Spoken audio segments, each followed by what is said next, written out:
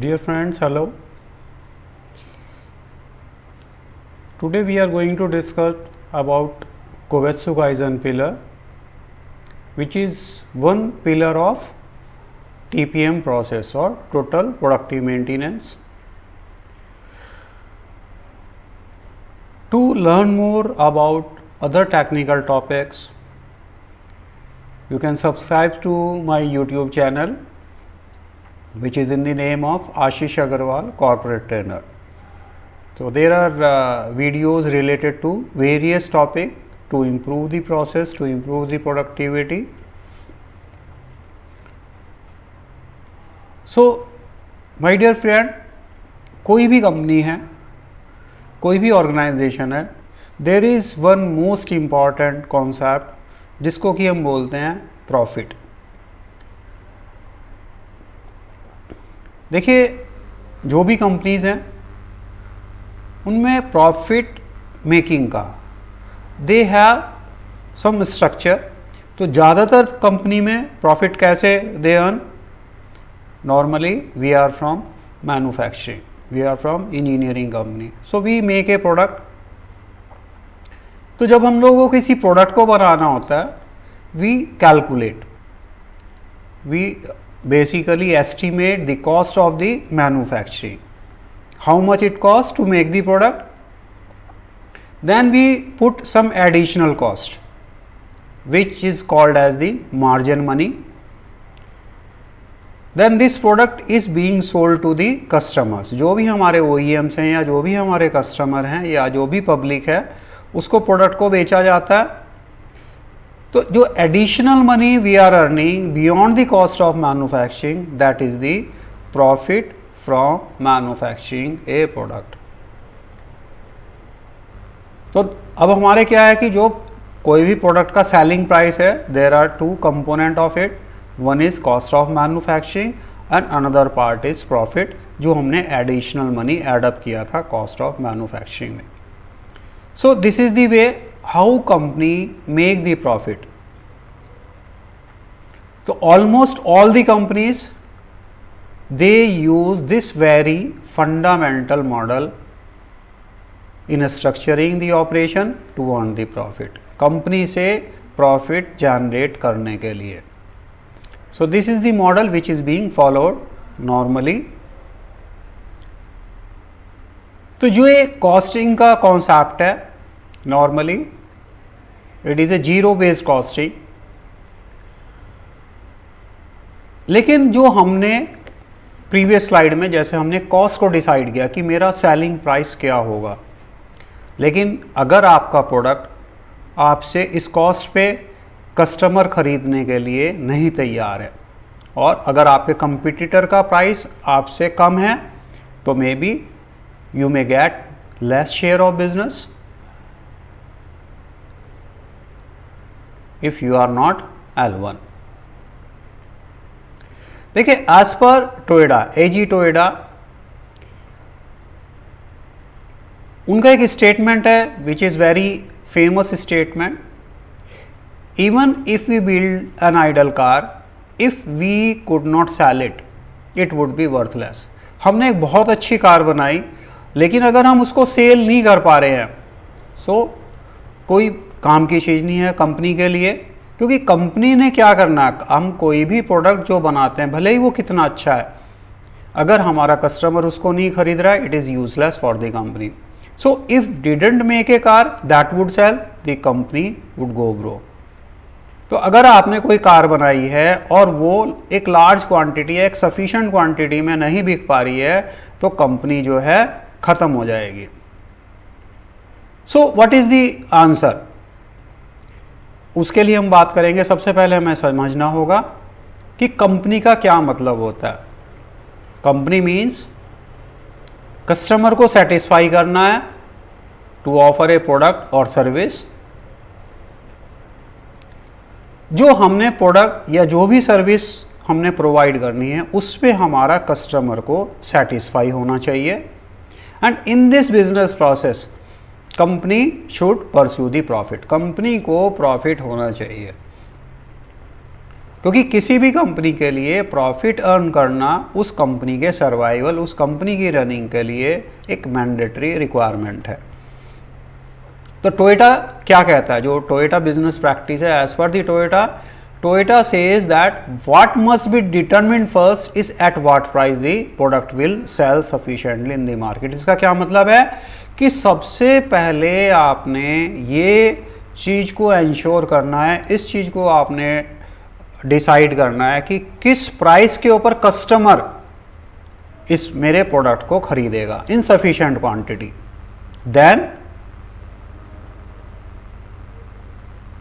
आपने उसमें से कॉस्ट ऑफ मैन्युफैक्चरिंग को कम करना है, जिससे कि आप प्रॉफिट को अर्न कर सकें। पहले हम लोगों ने, आपने प्रीवियस स्लाइड्स में क्या देखा था कि कॉस्ट ऑफ मैन्युफैक्चरिंग सबसे पहले हम डिसाइड करते थे, उसमें हम प्रॉफिट जोड़ के सेलिंग प्राइस डिसाइड करते थे। But now the equation is totally reverse. सबसे पहले हम डिसाइड क्या करेंगे कि किस कॉस्ट के ऊपर हमारा प्रोडक्ट बिकेगा। अब इसमें क्या है, इस कॉन्सेप्ट में जब हम इस कॉन्सेप्ट की बात करते हैं, to achieve the product profit manufacturing cost must be reduce. क्योंकि देखिए, जो आपके प्रोडक्ट का सेलिंग प्राइस है that is to be decided और that is decided by the customer only. अब प्रॉफिट अर्न करने के लिए आपको क्या करना पड़ेगा, क्योंकि आप प्रोडक्ट की जो सेलिंग प्राइस है उसको डिसाइड नहीं कर पा रहे हैं, तो आपको कॉस्ट ऑफ मैन्युफैक्चरिंग कम करना ही एक सोल्यूशन है। So Toyota earns profit by reducing the manufacturing cost of the product और द आइटम और the part. So this is one of the most important thing you need to remember. So basically हम लोगों ने shift करना है, जो हमारा mindset है कि हमने मैन्युफैक्चरिंग कॉस्ट में प्रॉफिट मार्जिन ऐड करके प्रोडक्ट कॉस्ट नहीं डिसाइड करनी है, बल्कि हमने प्रोडक्ट कॉस्ट पे मैन्युफैक्चरिंग कॉस्ट को सब्सट्रैक्ट करके प्रॉफिट अर्न करना है। So we need to lower the cost of manufacturing. देखिए, there is a very famous traditional cost plus concept. Why it is so important, जो टोयोटा का model है। देखिए, you know, due to the inflation cost of manufacturing keep on increasing. हमारा जो resources है, man, machine, material, उनकी cost बढ़ती जा रही है, जिसकी वजह से हमारी ईयर टू ईयर बेसिस के ऊपर कॉस्ट ऑफ मैन्युफैक्चरिंग बढ़ती जाती है। There is a rising trend. और जो हमारे कस्टमर्स हैं, they keep on asking discount discount discount. जो हमारा सेलिंग प्राइस है ये हमारा रिड्यूस होता जाता है over a period of time, जिससे हमारा प्रॉफिट श्रिंक होने लगता है। और एक ऐसी स्टेज आती है when company comes in red, profit हमारा माइनस में हो जाता है। We are not earning any profit but we are selling the product in loss to keep our sale present in the market situation. बहुत बार बहुत कंपनीज के साथ ऐसा होता है कि they are selling the product at loss.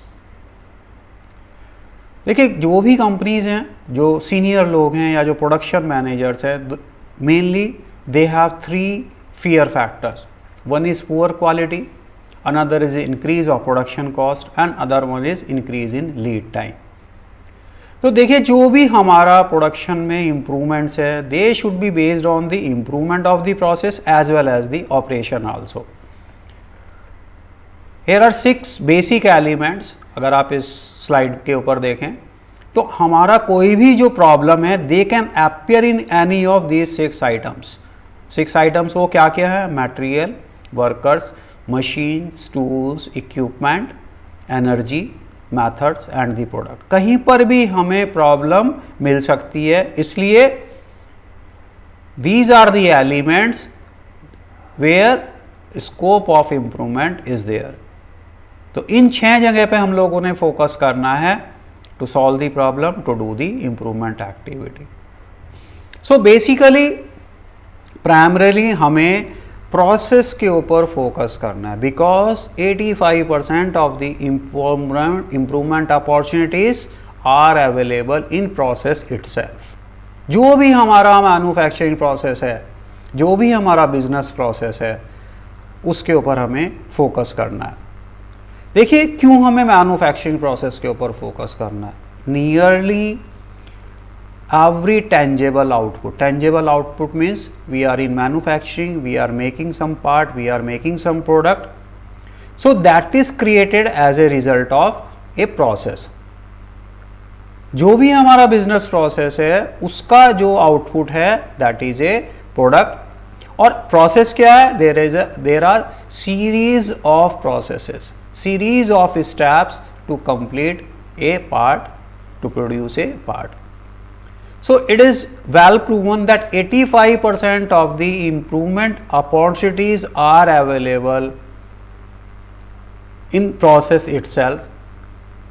तो इससे क्या होगा, हम लोग आउटपुट को बढ़ा सकते हैं and we can minimize the input को कम करते हुए, इनपुट कॉस्ट को कम करते हुए हम लोग आउटपुट बढ़ा सकते हैं। That is the productivity. So productivity is what? Productivity is the ratio of production and cost of production. तो जब हम प्रोडक्टिविटी इंप्रूवमेंट की बात करते हैं, हमें प्रोडक्शन को बढ़ाना है और कॉस्ट को रिड्यूस करना है और कम टाइम में ज़्यादा हमें बेटर रिजल्ट्स मिलें। We need to work on both these things simultaneously.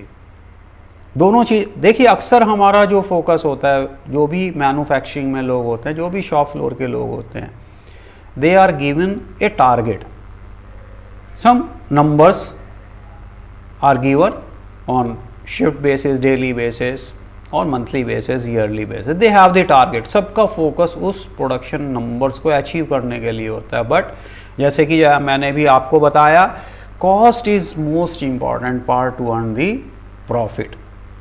तो प्रोडक्टिविटी बढ़ाने का मतलब नहीं है we are making more number of products per day per shift, but productivity improvement is हमने कॉस्ट ऑफ मैन्युफैक्चरिंग को कम करना है एंड आउटपुट जो हमारा प्रोडक्शन है उसको बढ़ाना है।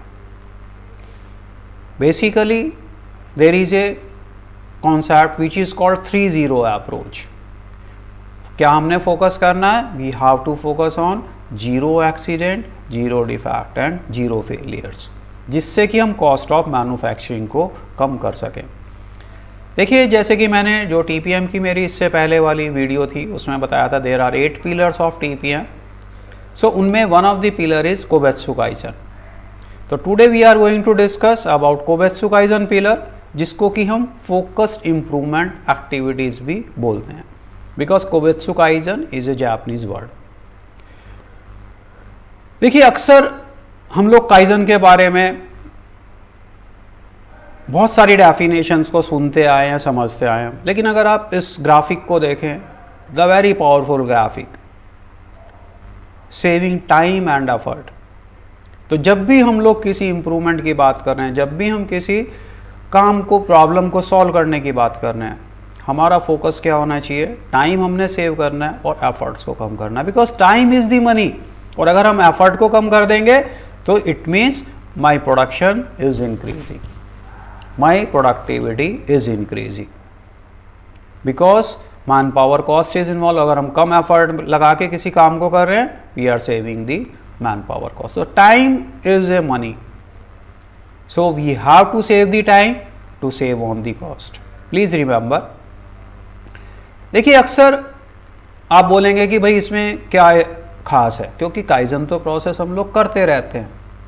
सो माय डियर फ्रेंड, नॉर्मली जो हम लोग काइजन करते हैं that is the process of small kaizen activity where we find out the problem और opportunities for improvement. We come up with idea for improvement. जो भी हमारे नॉर्मली आइडियाज़ होते हैं वो सिंपल आइडियाज़ होते हैं, they can B implemented very quickly without taking any customer approval or any approval from the top management. So after idea generation, what we do, sometime we discuss with our group, our supervisor, हम लोग अपने supervisor, अपने group के अंदर बात करते हैं and we go with the implementation of the idea and solution. तो ये सब चीज़ें क्या है कि आपका जो एक वर्किंग ग्रुप है, they are competent enough to go with the idea generation and implementation of the idea. अब देखिए जब क्या होता है कि जब हमारा आइडिया था वो सक्सेसफुली इम्प्लीमेंट हो गया, now it is very important, एक और इम्पॉर्टेंट पार्ट होता है काइजन एक्टिविटी का कि आपने उस बेस्ट प्रैक्टिस, उस जो आपका आइडिया था उसको शेयर करना है जो कंपनी के और लोग हैं, जो कंपनी के और एम्प्लॉइज हैं, जो अदर एरियाज के साथ में शेयर करना है।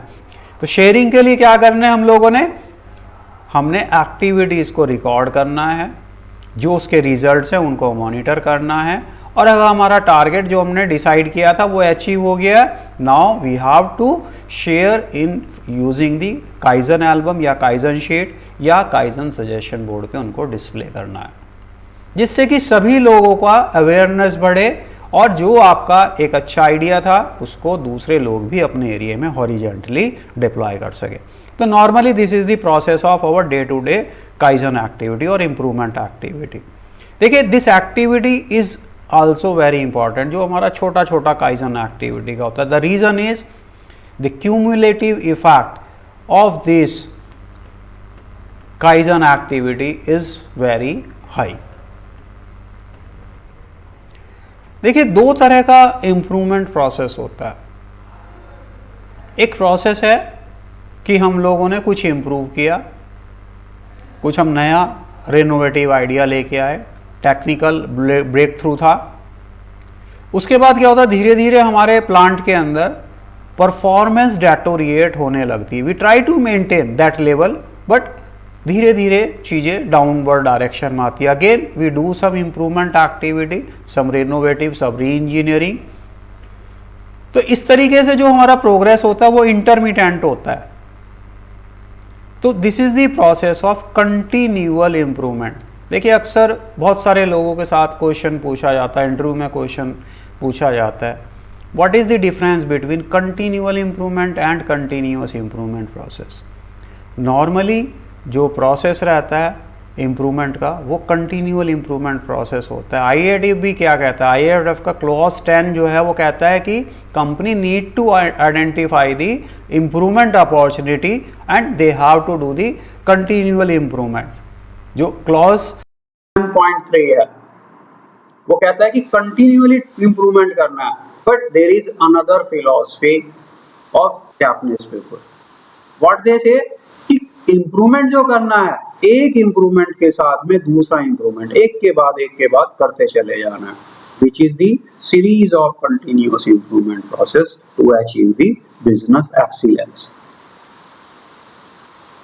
So now my dear friend, जो कोबेत्सु काइजन पिलर है, it mainly focus, it is part of the continuous improvement process. It aims for improvement of equipment efficiency via the pursuit of zero loss and improvement of technical capability. तो zero loss का क्या मतलब है, there will not be any failure, there will not be any breakdown, and साथ साथ हमने अपनी technical capabilities को फ्यूचर रिक्वायरमेंट्स को मीट करने के लिए, to meet the challenges which are going to come in the future, उनको भी कंसीडर करते हुए इंप्रूवमेंट करना। तो there is the difference between normal kaizen activity and the kobetsu kaizen, क्योंकि कोबेत्सु काइजन में हमारा क्या है कि हम लोग फ्यूचर रिक्वायरमेंट को भी, फ्यूचर को देखते हुए इंप्रूवमेंट एक्टिविटीज को प्लान कर रहे हैं। So basically why we need to go with the kobetsu kaizen, to prevent the equipment failure, preventive activity, जो भी हमारे इक्विपमेंट्स है उनका जो डिटेरियोरेशन हो रहा है उसको हमने प्रिवेंट करना है। जबकि जो हमारा नॉर्मल काइजन प्रोसेस होता है, we found out the problem, जो भी हमें प्रॉब्लम फेस हो रही है हम उसको ओवरकम कर रहे हैं। बट यहाँ पर हम लोग फ्यूचर की भी बात कर रहे हैं कोबेत्सु काइजन में, to maintain the equipment in optimal condition. जो हमारी बेसिक रिक्वायरमेंट है किसी भी इक्विपमेंट की, उनको हम एस्टैब्लिश करने की कोशिश करते हैं। जो भी बेस्ट पॉसिबल कंडीशन है उसके ऊपर हम अपने इक्विपमेंट्स को, मशीन्स को मेंटेन करना चाहते हैं विद द ऑब्जेक्टिव कि हमने टोटली फेलियर्स को एलिमिनेट करना है, zero losses, zero breakdown.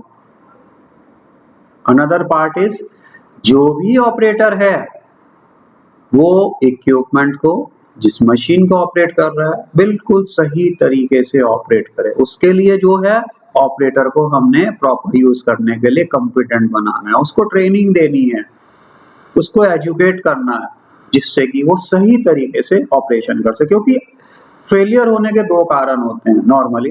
One is अगर हम प्रॉपरली ऑपरेट नहीं कर रहे हैं मशीन को, दूसरा है कि अगर हम प्रॉपरली मेंटेन नहीं कर रहे हैं मशीन को, then only failure will happen to eliminate the quality defects. देखिए आज के तारीख में since we are in manufacturing, quality is key criteria decided by the customer. Nowadays we are in buyer market, not in the seller market। जो buyer expect करेगा, जो buyer की demands होंगी, हमारा प्रोडक्ट उनके अगेंस्ट में परफॉर्म करना चाहिए। We have to go with the customer satisfaction, not customer satisfaction, but our customer should feel delighted।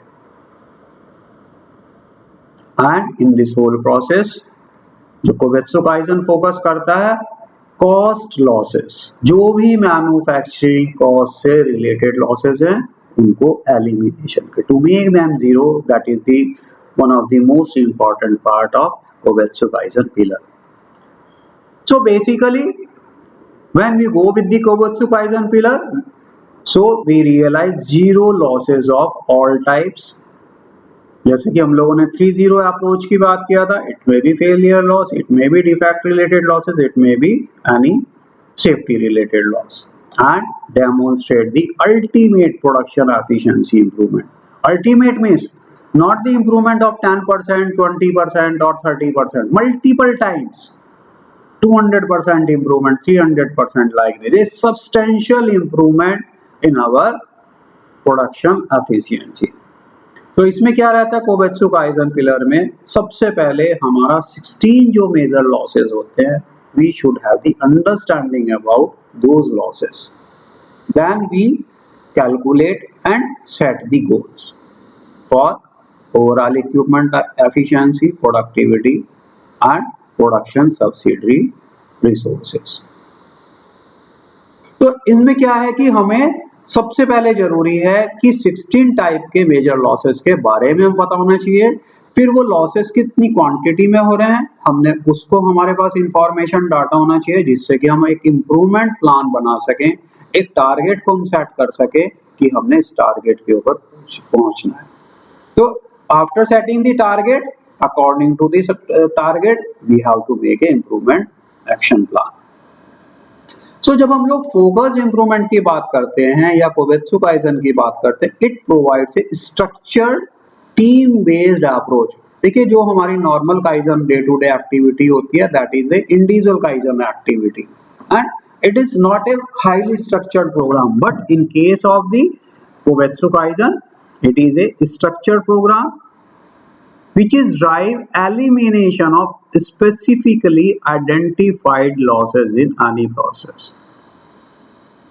and it builds an understanding and analysis of different losses which are affecting an organization। किस तरीके से organization को effect कर रही हैं, effect जा रहा है प्रॉफिट के ऊपर। If my cost of manufacturing is increasing, it means my profit is reducing। देखिए पहले का एक टाइम होता था कि जिस प्रोडक्ट के ऊपर मार्केट में जो सेलर है उसके ऊपर कस्टमर को खरीदना पड़ रहा है। Unless until you have a very high end product या कोई इनोवेटिव आपका प्रोडक्ट है, there is no competitor, आपकी मोनोपोली है, then it is fine। But nowadays अगर आप कोई भी मैन्युफैक्चरिंग में है, एक कंपनी के 10 कॉम्पिटिटर हैं, जो भी high quality product at the lower cost customer को देगा, कस्टमर उसी को खरीदना चाहते हैं। So basically we have to improve the efficiency, we need to reduce the defect, and company, कोई भी कंपनी है, उसको अपनी सेफ्टी परफॉर्मेंस को इंप्रूव करना होगा जिससे कि लॉसेस कम हो। सो जो फोकस्ड इंप्रूवमेंट या कोवेत्सु काइजन पिलर है, इट एंश्योर कि जो भी हमारी अप्रोच है, जो भी हमारा प्रोडक्शन प्रोसेस है, उसमें कंसिस्टेंसी होनी चाहिए एंड रिपीटेबिलिटी होनी चाहिए टू एश्योर दी सस्टेनेबिलिटी। जब भी मान लीजिए हमारा कोई डाई चेंज ओवर होता है, मोल्ड चेंज ओवर होता है, तो कोई सरप्राइज ना है। लास्ट हमारा जब मोल्ड अनलोड हुआ था, पार्ट ओके बन रहा था, अगले चेंज ओवर के बाद में प्रॉब्लम आ रही है, ओके पार्ट ही नहीं निकल के दे रहा। तो इट एंश्योर कि हमारा कंसिस्टेंसी रहे एज वेल एज रिपीटेबिलिटी भी प्रोसेस की बनी रहे। देखिए, out of 16 major losses there are 7 type of major losses that effect OE overall equipment efficiency. There is 8th equipment related loss जिसको कि हम लोग प्लांट शटडाउन बोलते हैं या प्लांट स्टॉपेज बोलते हैं, जो कि लोडिंग टाइम को इफेक्ट करता है। That is the 8th loss. And there are 5 major losses that are related to man power efficiency, या हम दूसरे वर्ड में क्या बोल सकते हैं, workers efficiency. And there are other 3 major losses out of 16। Normally जो अदर 3 मेजर लॉसेस होते हैं, इनका OE के ऊपर बहुत ज्यादा कोई डायरेक्ट इंपैक्ट नहीं होता, बट कॉस्ट ऑफ मैन्युफैक्चरिंग के ऊपर इसका इंपैक्ट रहता है। तो they are called as other production subsidiary resources. तो जैसे कि हम लोगों ने बात किया था कि कोई भी हम लोग प्रॉफिट के अंदर हमारे 3 कंपोनेंट होते हैं, sales price, cost of manufacturing and the third one is profit. तो सेल्स प्राइस या तो हम बढ़ाएं प्रॉफिट बढ़ाने के लिए, या कॉस्ट ऑफ मैन्युफैक्चरिंग को कम करें। Already we discuss sales price we can not increase unilaterally because the reason is sales price nowadays are decided by the customer. जो भी आपके OEMs हैं जो आपसे पार्ट खरीद रहे हैं, they give U A zero based cost कि अगर आपने हमें प्रोडक्ट को देना है तो ये हमारा टारगेट प्राइस है, अगर आप इतने के अंदर आप प्रोडक्ट को दे सकते हैं fine, otherwise I will go to other supplier. तो हमने क्या करना है, we have to make a cost strip. जो भी कंपनी के अंदर डिफरेंट कॉस्ट सेंटर्स हैं, उनका एक हमने बेंचमार्किंग कॉस्ट निकालना है, कितना वो एवरी मंथ खर्च करेंगे। अगर हमारा जो बेंचमार्क कॉस्ट है, जो हम साल के शुरुआत में फाइनेंशियल स्टार्ट होने से पहले बेंचमार्क कॉस्टिंग प्लान करते हैं, बजट बनाते हैं, अगर एक्चुअल कॉस्ट उससे ज्यादा आ रही है, then company is in loss. Now what we need to do, कहां पर हमारे एक्सपेंसेस हो रहे हैं, कहां पर हमारे लॉसेस हो रहे हैं, we have to prepare a loss tree.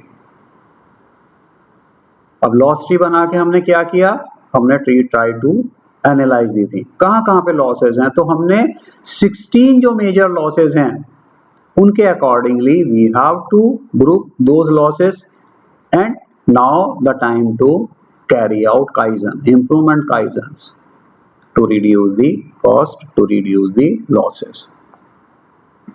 देखिए, improvements activity please remember they are based on small changes. Instead of waiting for a breakthrough Kaizen or breakthrough improvement or major change, you start doing the improvement activity immediately without any wait. Changes should be approached in small and incremental step by step, छोटे step.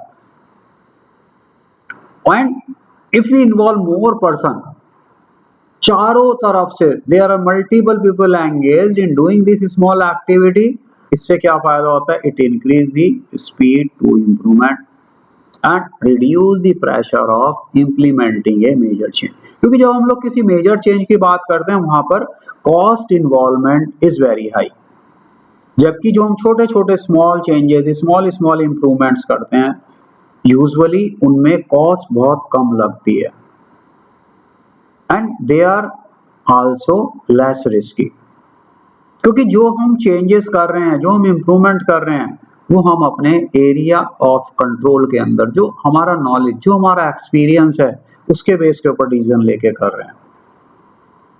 So basically जब हम लोग किसी भी improvement की बात करते हैं, वन इंपॉर्टेंट पॉइंट, हमने इंक्रीमेंटल इम्प्रूवमेंट करना है। after identification of losses and solving the problem at the root cause level. तो हमने कोई भी प्रॉब्लम है, कोई भी हमारे को डे टू डे या कोई भी मेजर प्रॉब्लम फेस हो रही है, so root cause identification is very important. अब देखिए जो काइजन होते हैं, broadly they can be further categorize as restorative kaizen and renovative kaizen. देखिए restorative kaizen are those kaizen when you buy a new equipment, when you buy a new machine, tool, die, mold, तो धीरे धीरे due to wear tear, due to the prolonged use, उनका एक level वो जो वो नए थे उससे डाउन हो जाता है. तो present level is down than the past level. तो उस डिफरेंस को हम फिल करते हैं. We try to achieve the level जो हमने जब नया लाइन लगाया था, नया मशीन खरीदा था, नया टूल खरीदा था, उस लेवल पे हम लाने की कोशिश करते हैं. And renovative kaizen is what, जो हमारा अब हमने प्रेजेंट में जो लेवल था पास्ट लेवल के बराबर में अचीव कर लिया, उसके बाद we are moving toward the future target, what the equipment and operation must be in future, that is the aim. सो सबसे पहले हमने क्या करना है, we have to bring the condition of the past, another line और another company, now we need to copy it. देखिए आपने एक लाइन को सेलेक्ट किया, एक मॉडल लाइन, एक मॉडल मशीन को सेलेक्ट किया, उसके ऊपर आपने इंप्रूवमेंट किया. पैरेलली जो आपकी और मशीनें हैं, जो आपकी और लाइन है, वहां पर आपने इन इंप्रूवमेंट को कॉपिंग करना है. देखिए कॉपिंग is a negative word, but कॉपिंग is also a technology. Reverse engineering, develop new ideas by changing the conception. हमें अपने माइंडसेट को चेंज करना है. ज्यादा से ज्यादा हम लोगों ने ऑपरेटर्स को ट्रेन करना है. किस बारे में? ऑपरेशन के बारे में, पार्ट की क्वालिटी के बारे में, and as well as autonomous maintenance. क्या ऑपरेटर लोग मेंटेन कर सकते हैं instead of totally responsible on maintenance department. So loss is what? Loss is nothing but the gap between the expected benchmark or target and the actual. देखिए जो भी losses होते हैं उसके दो तरह के कॉजेज होते हैं, sporadic and chronic. When there are combination of various chronic causes, it leads to sporadic cause or sporadic failure. जैसे कि हम लोगों ने बात किया था कि हमें 16 मेजर लॉसेस को आइडेंटिफाई करना है. तो अगर आप यहां पर देखेंगे स्लाइड में, there are 5 major type of losses जो इफेक्ट करते हैं ह्यूमन वर्क एफिशिएंसी को. वो लॉसेस क्या हैं? Management loss, motion related loss, line organization related loss, logistic loss and measuring and adjustment related loss. अब देखिए हम अगले 8 लॉसेस की बात करेंगे जो कि हमारे इक्विपमेंट रिलेटेड लॉस है. So the first one is schedule down time, जिसको कि हम प्लांट स्टॉपेज भी बोलते हैं. देखिए शेड्यूल डाउन टाइम या plant shutdown, they are not part of OE calculation. OE calculation हम कहां से शुरू करते हैं? ब्रेकडाउन या डाउन टाइम रिलेटेड लॉसेस से, लाइक फेलियर लॉस, सेटअप या change over, die change over, mold change over loss, कोई आपने टूल बदलना है, cutting blade replacement loss, startup related loss and some other stoppage losses. उसके बाद हमारा आ जाता है परफॉर्मेंस रिलेटेड लॉसेस, जैसे कि छोटे छोटे लॉसेस होते हैं, छोटे छोटे माइनर स्टॉपेजेस होते हैं, जिनकी वजह से हमें बार बार रीसेट करना पड़ता है अपने ऑपरेशन को. कुछ क्लीनिंग करना है या फीडिंग में कोई प्रॉब्लम आ गया, कहीं पे स्क्रैप जाम हो गया, कहीं पे पार्ट इजेक्शन का प्रॉब्लम आ गया. And another one is speed reduction loss. तो they effect the output, they effect the performance. And third category of losses जिसको हम क्वालिटी रिलेटेड लॉसेस बोलते हैं. कोई भी हम लोग अगर डिफेक्टिव पार्ट बना रहे हैं या किसी भी तरह का कोई रिवर्क करा रहे हैं. देखिए my dear friend, if you want to understand about 16 major losses in details, so I have another videos how to calculate OE. There are 4 videos, 4 video हैं वहाँ पर how to calculate OE में। उन चारों वीडियोस में मैंने detail में इन 16 लॉसेस को understanding and how we calculate the OE उसके बारे में बताया है। So you can go through those video if you have any doubt about understanding of 16 major losses. There are 3 losses जिनको कि हम कैसे कैटेगराइज करते हैं। One is energy loss, another one is die jig tool maintenance related loss and third one is material related loss. तो energy losses में हमारे अलग अलग तरह के लॉसेस हो सकते हैं एनर्जी का। It may be startup related loss, it may be overload loss and it may be heat release related loss. Die jig change और डाई जिग और टूल मेंटेनेंस के बारे में बात करें तो हमने क्या करना है, जो भी हमारा वियर टियर हो रहा है मशीन्स में, डाई में, जिग में, तो कॉस्ट ऑफ मेंटेनेंस को हमने कम करना है। And third is material. तो मटेरियल रिलेटेड लॉस में क्या है कि हमने हमेशा इनपुट मटेरियल को कम करना है। आउटपुट जो भी हमारा पार्ट का आउटपुट वेट है दैट विल रिमेन सेम, क्योंकि वो हमें एज पर ड्राइंग बनाना है। बट जो हम ब्लैंक लेते हैं, जो हम इनपुट हमारा मटेरियल होता है, कई बार हम उसमें सेफ्टी फैक्टर रखते हैं। सो वी हैव टू सी कैसे हम मटेरियल की यील्ड को बढ़ाएं। सो हमें इनपुट वेट को कम करना है जिससे कि हमारी यील्ड जो है मटेरियल की यील्ड बेटर हो। तो अभी हमने जैसे बात किया था प्रीवियस स्लाइड्स में कि sporadic loss and chronic loss दो तरह के लॉसेस होते हैं। तो अक्सर इसमें लोगों का डाउट रहता है what is the difference, chronic loss क्या है, स्पोरेडिक लॉस क्या है। देखिए क्रॉनिक लॉसेस वो होते हैं नॉर्मली, अगर जब भी आप डेली अपनी प्रोडक्शन लॉग शीट भरते हैं आप अक्सर देखेंगे 20-30 मिनट के आपके कुछ लॉसेस होते हैं, छोटे छोटे लॉसेस होते हैं।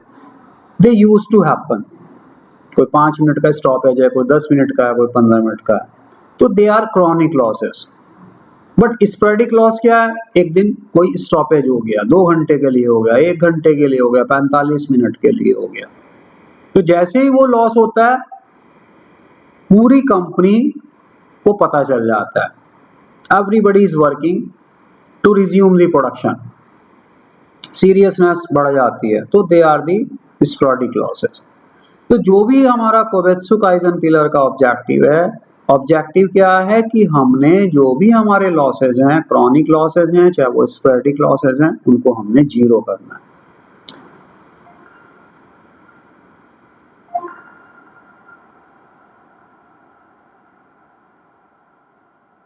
अब देखिए जो हमारे क्रॉनिक लॉसेस होते हैं, दो तरह के क्रॉनिक लॉसेस होते हैं। वन इज जहां पर हमें मालूम है कि ये छोटे छोटे लॉसेस हो रहे हैं, इनको हम कैप्चर भी कर रहे हैं, बट वी आर अनेबल, हम उनको सॉल्व नहीं कर पा रहे हैं। कुछ कंडीशंस ऐसी हैं, आपने काउंटर मेजर लिया, लेकिन काउंटर मेजर कुछ ऐसी कंडीशन होती हैं, आपको पता है लॉस है लेकिन आप नहीं ले पा सकते हैं काउंटर मेजर, और कुछ जगह पे आपको काउंटर मेजर भी मालूम है लेकिन आपने काउंटर मेजर लिया ही नहीं। तो दैट इज द बैकग्राउंड कि जहां हमें पता भी है लेकिन तब भी हम उन क्रॉनिक लॉसेस के साथ में अपनी प्रोडक्शन को रन कर रहे हैं। But there is another area जब हमें अवेयरनेस ही नहीं होती है कि ये जो लॉसेस हो रहे हैं ये लॉसेस हैं, we take up it as the normal production process. अरे भाई ये तो शुरू से ही ऐसे रुकती आ रही है, चलती आ रही है, there is nothing new. But my dear friend, जो क्रॉनिक लॉसेस होते हैं इनका क्यूमुलेटिव इफेक्ट बहुत ज्यादा होता है, क्योंकि they are happening again and again repeatedly. एक दिन में कितनी बार हो रहे हैं या एक साल में कितनी बार हो रहे हैं, तो हम लोग क्या है क्वांटिटी की टर्म्स में उसके क्यूमुलेटिव इफेक्ट को बेसिकली कंसीडर नहीं कर पा रहे, या हम उनको समझ नहीं पा रहे। जैसे कि अक्सर देखिए हम लोग रिवर्क करते हैं, बहुत बार क्या होता है पूरा लॉट रिवर्क कर रहे हैं, मोल्डिंग के पार्ट हैं, फ्लैश आ रहा है, 100% part we are inspecting and we are removing the flash, burr आ रहा है कहीं पर कहीं पे कोई शार्प एज आ रही है, तो instead of doing the permanently corrective measure, we keep on doing repair and rework activity. सोचते हैं अरे भाई ठीक है, 2 हमने कॉन्ट्रैक्ट वर्कर रख लिए हैं, they are doing this work, या कोई सेग्रीगेशन करना है। सो माय डियर फ्रेंड, हमें इस तरह के लॉसेस को कभी भी हमें, आई वुड लाइक टू से, कि हल्के में नहीं लेना चाहिए, बिकॉज अगर ये रिपीटेडली हो रहे हैं तो इनका जो इफेक्ट होगा that will be very high. If you go through this slide, तो बैकग्राउंड क्या है क्रॉनिक लॉसेस के? बहुत बार क्या होता है, counter measure can not be taken. क्यों नहीं ले पा रहे हम काउंटर मेजर जो परमानेंट है? क्योंकि हमने रूट कॉज को आइडेंटिफाई नहीं किया। क्यों नहीं हमने रूट कॉज को आइडेंटिफाई हम कर पाए? क्योंकि हमने प्रॉब्लम को ठीक से समझा ही नहीं, हमने पूरे जो भी फैक्टर्स हैं उनको एनालाइज नहीं किया। और एक और सबसे बड़ी प्रॉब्लम होती है क्रॉनिक लॉसेस के केस में, नॉर्मली हम एक टेम्परेरी मेजर ले लेते हैं, जुगाड़बाजी करके हम प्रोडक्शन को रनिंग में ले आते हैं, by doing repair, by doing rework activity, by doing the inspection, by doing the segregation, but हम लोग रूट कॉज को एलिमिनेट करने के ऊपर काम नहीं करते। जो हमारा पास्ट एक्सपीरियंस होता है, यस आई एम टेलिंग, उस हिसाब से हम लोग रूट कॉज डिसाइड कर लेते हैं instead of investigating each and everything. देखिए, जो भी हमारे क्रॉनिक लॉसेस होते हैं, अक्सर बहुत बार क्या होता है कि हमें या तो 2 कंडीशन होगी, या तो कॉज का पता है और या कॉज का नहीं पता है। जहां पर कॉज का आपको पता है तो आप जस्ट एड्रेस दी कॉज, जो भी आपने प्रोबेबल कॉज को आइडेंटिफाई किया है, आपको लगता है शायद ये कॉज है, तो डू सम ट्रायल, या तो प्रॉब्लम सॉल्व हो जाएगी या नहीं होगी।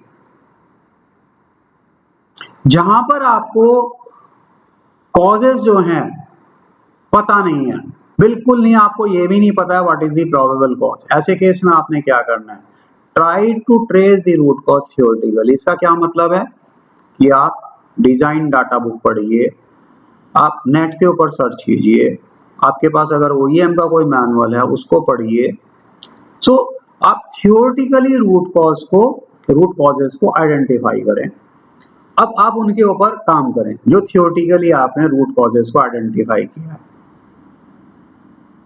उससे क्या होगा, या तो आपकी प्रॉब्लम सॉल्व हो जाएगी या आपकी प्रॉब्लम सॉल्व नहीं होगी। अगर आपकी प्रॉब्लम सॉल्व नहीं भी होती है, एटलीस्ट आपकी नॉलेज बढ़ गई है किस बारे में, कि भाई this is not the cause, तो I have to look for other causes. जो भी हमारे कॉजेज होते हैं नॉर्मली, जैसे कि आप लोग जानते हैं 4M, man machine material method, तो हम लोगों को मैन मशीन मटेरियल मेथड से रिलेटेड कॉजेज को आइडेंटिफाई करना होता है। प्रोबेबल कॉजेज को हम पहले आइडेंटिफाई करते हैं, then we try to identify the root cause. Root cause में भी देयर में भी मल्टीपल रूट कॉज, जिसको हम बोलते हैं रूट कॉजेस। अब आपने you have to decide most appropriate counter measure कि आप किस रूट कॉज के ऊपर काम करेंगे या किन रूट कॉजेस के ऊपर काम करेंगे जिससे कि प्रॉब्लम सॉल्व हो जाए। तो देखिए, क्रॉनिक लॉस का जो सॉल्यूशन अप्रोच है, हम लोगों ने उसके लिए सबसे पहले प्रॉब्लम को अच्छे से समझना है। फिनोमिना इज व्हाट, जो प्रॉब्लम आप फेस कर रहे हैं, you have to review the possible factor by factor system. क्या क्या फैक्टर, डिफरेंट कारण हो सकते हैं, you can make a factor tree. So actually क्या है कि हमने जो भी एक्शन लेना है, हमने करेक्टिव एक्शन लेना है, साथ साथ हमने प्रिवेंटिव एक्शन भी लेना है कि वो डिफेक्ट दोबारा फ्यूचर में ना आए।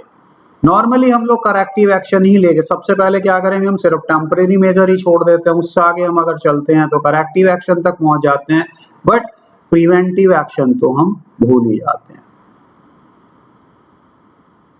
ज्यादातर लोग, हो सकता है आप इस ट्रायंगल को जानते हो जिसको सेफ्टी ट्रायंगल भी बोलते हैं, Heinrich law, but it is applicable for defects also, it is applicable for losses, different type of problems which we face. अगर हमारे पास में छोटी छोटी प्रॉब्लम है, अगर वो बहुत ज्यादा क्वांटिटी में है, तो हमारे पास medium level and major level की प्रॉब्लम्स भी उतनी ज्यादा बढ़ जाएंगी। सो हमारा जो फोकस रहना चाहिए कि हम छोटी छोटी प्रॉब्लम्स, जो भी हमारी क्रॉनिक लॉसेस हैं, जो भी हमारे क्रॉनिक कॉजेज हैं, उनको एलिमिनेट करते चले जाएं, जिससे कि वो जो एक छोटी प्रॉब्लम है आज की तारीख में, वो आगे मीडियम लेवल की प्रॉब्लम या एक मेजर लेवल की प्रॉब्लम ना बन पाए। सो हमने कहां पर काम करना है? छोटे छोटे लॉसेस के ऊपर काम करना है, जिससे कि हमें कभी फेलियर को ना फेस करना पड़े। So basically the important part is to identify the root cause, do the why analysis. जो हमारा लास्ट एक्शनेबल पॉइंट है बॉटम मोस्ट लेवल पे, वहां तक हमने पहुंचना है। इट इज नॉट नेसेसरी कि आपने 5 बार ही वाई पूछना है। It may be after 3rd why, it may be after 4th why, it may be after 7th why कि आप bottom most level actionable point पे पहुंच पाएंगे। So here is one simple matrix जिसमें कि 6 major losses which are related to equipment only, उनको दिखाया गया है कि उनका ओई के साथ में क्या रिलेशन है। तो ओई जो हम कैलकुलेट करते हैं, ओई कैलकुलेशन में 3 फैक्टर्स होते हैं, availability, performance efficiency and quality efficiency. अगर हम तीनों फैक्टर्स को मल्टीप्लाई करते हैं तो हमारा ओई आ जाता है। सो अगर आप ओई कैलकुलेशन के बारे में ज्यादा जानना चाहते हैं, तो as I told you earlier also, I have 4 videos which are related to how to calculate OEE if you want to understand better about OE calculation process। देखिए जो भी हमारे लॉसेस होते हैं वो क्या होते हैं, कब होते हैं? Loss is defined as wastage of material, money, time and energy. कुछ वेस्टेजेस के क्या कारण है? अगर हमारा ऑपरेशन स्टैंडर्ड टाइम या जो हमारा आइडल टाइम है उससे ज्यादा लग रहा है, कोई भी हमारा प्रोडक्शन चल रहा है, कोई भी हमारा ऑपरेशन चल रहा है, किसी भी कारण की वजह से वो बीच में रुक जा रहा है, या हम लोग कोई नॉन वैल्यू एडिंग ऑपरेशन कर रहे हैं, सपोज हमने इंस्पेक्शन करना पड़ रहा है, हमें बार बार हमें कोई मेजरमेंट लेना पड़ रहा है, बार बार कोई हमें एडजस्टमेंट करना पड़ रहा है, all these are non value added activity. बहुत बार क्या है, हमारी मशीन आइडल है when it should have given the rated output. Suppose आपके पास एक लाइन में 4 मशीनें लगी हैं, अब चारों मशीन का जो साइकिल टाइम है वो अलग अलग है, तो जिस मशीन का साइकिल टाइम सबसे कम है, जो फास्टेस्ट है, वो सबसे ज्यादा देर के लिए आइडल रहेगी, क्योंकि बाकी मशीनों पे टाइम ज्यादा लग रहा है तो उतनी देर ये मशीन खाली है। तो हमारा जो लाइन है इट शुड बी बैलेंस्ड। बहुत बार क्या होता है कि अगर हमारी मशीन है या जो हमारा ऑपरेटर है, they are not giving the rated output, speed कम है या हमारा ऑपरेटर है उसका मूवमेंट ज्यादा है, if you are consuming additional time, money, energy then the specified norms. तो इसका मतलब क्या है कि हमारे पास जो भी हमारे मटेरियल, मनी, टाइम और एनर्जी से रिलेटेड हमारे पास कंजम्पशन का भी रिकॉर्ड होना चाहिए, कितना टाइम लगेगा, कितना पैसा लगेगा, कितनी एनर्जी में हमारा कितने पार्ट बनने चाहिए। तो all this norm we must have, और उसके अगेंस्ट में हमने एक्चुअल मेजरमेंट करना है। देखिए सर, जो 16 टाइप के लॉसेज हैं, they can be classified as positive loss and negative loss. तो पॉजिटिव लॉस क्या है? Positive loss is the type of loss जिसको कि हम जीरो नहीं कर सकते हैं, which can not be made zero, like startup loss, die change over loss, या कटिंग ब्लेड, कोई भी आपको टूल, कोई मशीनिंग टूल है, उसको ड्यूरिंग द प्रोडक्शन चेंज करना है। तो this type of losses can not be made zero, but हमने इनको कम से कम करना है। We have to optimize positive losses. Another loss क्या है? Negative loss. देखिए negative loss is the loss which can be made zero। मतलब जैसे बीच बीच में आपको कोई बार बार कोई मेजरमेंट करना पड़ रहा है, कहीं पे पार्ट रिजेक्शन में प्रॉब्लम आ रही है, कहीं पे फीडिंग में प्रॉब्लम आ रही है, मेटल फीडिंग में रुक जा रहा है फीडर मैकेनिज्म, कहीं पर कोई आइडलिंग लॉस है, जो आप डिफेक्टिव पार्ट बना रहे हैं, जो आप रिवर्क रिपेयर कर रहे हैं, they can B made zero. अगर आप इन लॉसेस को जीरो कर दें तो आप अपनी मशीन को, अपनी प्रोडक्शन को अनअटेंडेड चला सकते हैं। आपको ऑपरेटर की जरूरत नहीं है, इवन आप नाइट शिफ्ट में भी अपनी प्रोडक्शन को चला सकते हैं in unmanned condition. So negative losses are important अगर आप अपनी प्रोडक्शन को कंटिन्यूअसली चलाना चाहते हैं without the help of operator. तो basically this is one example of loss cost. तो हमने क्या क्या हमारे लॉसेस हैं उनको हमने नोट डाउन करना है। सो लॉस कॉस्ट में क्या होगा, हमने indirect material loss, power loss, bought out service loss cost, inventory loss cost, इन सबको आइडेंटिफाई करना है कहां कहां पर कौन कौन से लॉस हमारे लिए एप्लीकेबल है। So when we go with the process of focus improvement development activity, तो सबसे पहले हमने क्या करना है, हमने मॉडल मशीन, मॉडल इक्विपमेंट या मॉडल लाइन को आइडेंटिफाई करना है। यहां पर हमने बहुत ज्यादा हम लॉसेस को फेस कर रहे हैं। उसके बाद हमने एक टीम बनानी है। We have to organize a project team. So manager of the department is the leader. A senior person is required to become the leader of this team, kobetsu kaizen pillar team. और इसमें एक ये cross functional team हो सकती है।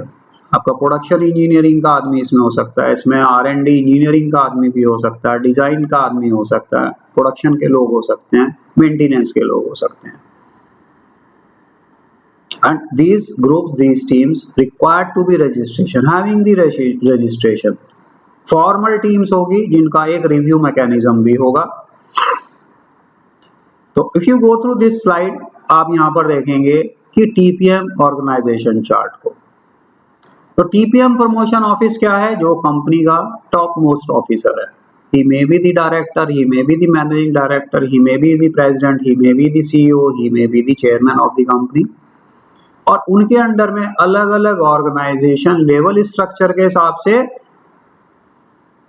Involvement होगा। Plant manager का, section manager का, सब सेक्शन मैनेजर का, सुपरवाइजर का एंड फ्रंटलाइन वर्कर्स का। तो इसमें क्या है कि टोटली लोग जितने भी एम्प्लॉइज है कंपनी के, start from the operator and top management, top most management I can say, उन सबका इन्वॉल्वमेंट रहता है। जैसे कि आप यहां पर देख रहे हैं, so there is a overlapping at every organization level. हर एक सर्कल का, हर एक ग्रुप के 8-10 लोग मेंबर हो सकते हैं। अगर नंबर्स आर एक्सकेडिंग तो आप एक सब सर्कल बना सकते हैं।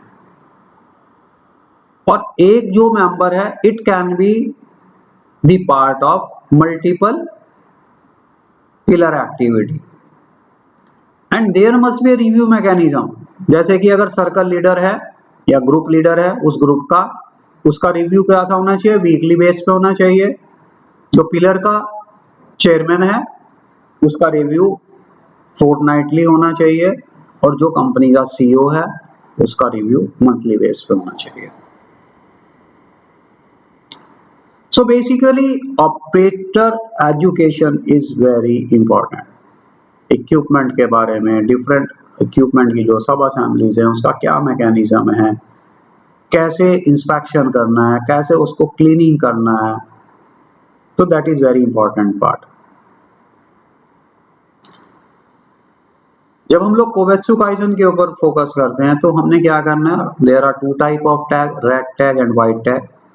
धीरे धीरे रेड टैग को रिमूव करके, ऑपरेटर को ट्रेन करके व्हाइट टैग की क्वांटिटी को बढ़ाना है। We need to take counter measure on regular basis against the hard to access area to carry out the CLIT activity. CLIT क्या है? What is CLIT? CLIT is the short form of cleaning, lubrication, inspection and tightening. देखिए जब हम लोग अब बात करते हैं अगले स्टेप की, तो हमने क्या करना है? We need to grasp the present loss, उसके बारे में हमारे पास डाटा होना चाहिए। आउट ऑफ 16 लॉसेस, जितने भी तरह के लॉसेस हमारे लिए एप्लीकेबल है, may be 12 type of losses, may be 14 type of losses, they are applicable. देखिए जब भी हम लोग किसी भी इम्प्रूवमेंट एक्टिविटी की बात करते हैं, information is the foundation and the starting point. So we must have a excellent quality information to do the or to plan the Kovetsu Kaizen. तो जो भी हमारे पास इंफॉर्मेशन है, information must be accurate, relevant and easy to understand, सबके समझ में आए। ऐसा डाटा ना हो कि जो, क्योंकि हमारे डाउन दी लेवल जो लोग ऑपरेटर लोग हैं, दे आर आल्सो इन्वॉल्व, तो सबको समझ में आना चाहिए। Why information is important? Because हमें पता हो, हम डिसाइड कर सके वेयर वी आर, कितना हमारा लॉसेस हो रहा है, कहाँ पर हम हैं, क्या हमारा अवेलेबिलिटी रेट है, क्या हमारा परफॉर्मेंस रेट है, क्या हमारा क्वालिटी रेट है, और हमने कहाँ पर पहुंचना है। देखिए जो हमारा टारगेट पोजीशन और जो हमारी एक्चुअल सिचुएशन है, उसके बीच का जो गैप है, that is very important, that is very critical to the success. अब आपने एक शहर से दूसरे शहर जाना है, या एक स्टेट से दूसरे स्टेट जाना है, या एक कंट्री से दूसरी कंट्री जाना है, तो आपका जो प्लान होगा वो चेंज हो जाएगा। Time plan, resource plan, everything will be different. So हमें आज की सिचुएशन और हमारी जो टारगेट कंडीशन है, उसके बीच के गैप को पता होना जरूरी है। अक्सर क्या होता है कि जो हमारा डाटा, जो भी इंफॉर्मेशन होती है लॉसेस की, हमारा पूरा कोशिश रहता है कि हम उसको हाइड करें अपनी मैनेजमेंट के साथ में। When we go for management review, वहाँ पर हम एक डिफरेंट पिक्चर को शो करते हैं। बहुत सी कंपनीज में क्या होता है कि कस्टमर को आपने अपने डाटा को शो करना होता है, शेयर करना होता है, वही related data, quality related data, वो सब मैनिपुलेटेड हम शो करते हैं। देखिए कोवेत्सु काइजन पिलर की हम बात करते हैं, या टीपीएम प्रोसेस की बात करते हैं, the objective of the process is to generate accurate and relevant data. Accurate का क्या मतलब है? Without any manipulation. और रिलेवेंट का क्या मतलब है? हमने ऑफिस में कंप्यूटर में बैठ के कैलकुलेटर लेके बैठ के या एक्सेल की फाइल बना के रिवर्स कैलकुलेशन नहीं करनी है। और ये जो डाटा है, ये डाटा अवेलेबल होना चाहिए with all the stakeholders. It may be the customer, it may be the manager, it may be the CEO of the company. तो हम लोगों ने क्या करना है? इन लॉसेस को एनालाइज करके हमने कहाँ पर कंस्ट्रेंट्स हैं उनको देखना है, and we need to decide कि हमने क्या करना है। We have to plan our activity. The first step क्या है हमारे पास? कि हमारे पास जो भी लॉस का डाटा है, जो भी इंफॉर्मेशन है, वो हम शॉप फ्लोर से, जहाँ एक्चुअल प्रॉब्लम है, वर्क एरिया से कलेक्ट करें। कोई भी आपका बिजनेस प्रोसेस हो सकता है, चाहे आप एक पैकिंग बॉक्स को भर रहे हैं, या कोई स्टैंपिंग का प्रोसेस कर रहे हैं, या पार्ट की असेंबली कर रहे हैं, या मोल्डिंग कर रहे हैं, कुछ भी हो। देखिए there are two type of tag, one is white tag, another one is red tag. तो रेड टैग कहां पर हम लोग लगाते हैं? जो भी एबनॉर्मलिटी मिलती है जिसको कि मेंटेनेंस ने अटेंड करना है, और व्हाइट टैग हम वहां पर लगाते हैं जिसको कि ऑपरेटर ने या प्रोडक्शन के लोगों ने अटेंड करना है। So in the process of TPM आप देखेंगे, जैसे बैकग्राउंड में देख रहे हैं, white tag and red tags are fixed all around the machine. जो भी एबनॉर्मलिटी हमें उस एरिया में मिल रही है, and we have to make a summary.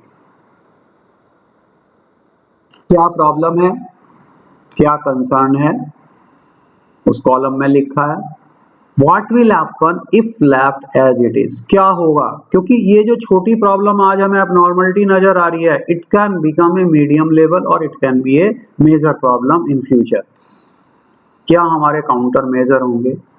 जैसे आप यहाँ पर देख रहे हैं, applicable TPM pillar is Kovetsu-Kaizen pillar. Who is going to check? Correction की रेस्पॉन्सिबिलिटी किसकी होगी? And the timeline and the status. देखिए, जैसे एक छोटा सा आप एनिमेशन देखेंगे, एक पार्ट मैन्युफैक्चरिंग हो रहा है. सबसे पहले पार्टिंग मशीन पे गया, उसके बाद ये ड्रिलिंग मशीन पे जब जा रहा है, there is a zigzag movement. फिर ड्रिलिंग के बाद में एक स्टैंपिंग प्रोसेस है नोचिंग का, again there is a zigzag movement, and finishing के बाद में again a zigzag movement is there. तो आप क्या कर सकते हैं? यू कैन प्लान कोवेत्सु-काइज़न, जिससे कि आप सिंपल प्रोसेस प्लान करें. जैसे कि आप देख रहे हैं अभी कि जो पार्ट है, रॉ मटेरियल है, मशीन आइडल रहती है पार्टिंग मशीन, जब लोअर डैक से अपर डैक के ऊपर पार्ट को ऑपरेटर शिफ्ट करता है. What you can plan? जैसे कि आप डबल डैकर रैक सिस्टम कर सकते हैं.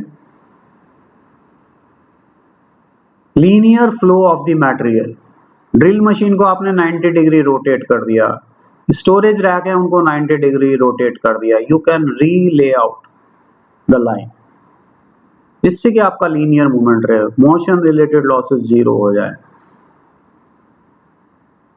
सो बेसिकली जो भी हम लोगों ने एक्शन पॉइंट्स बनाए हैं, डिसाइड किए हैं, नाउ इम्प्लीमेंट दी काइजन. इन काइजन्स को करने के लिए बजट प्रोविजन, जो भी रिसोर्सेज चाहिए, दैट इज इंपॉर्टेंट. जैसे कि आप यहां पर देख रहे हैं, मशीन का जो कंडीशन है वो कोवेत्सु-काइज़न करके चेंज कर दिया गया है.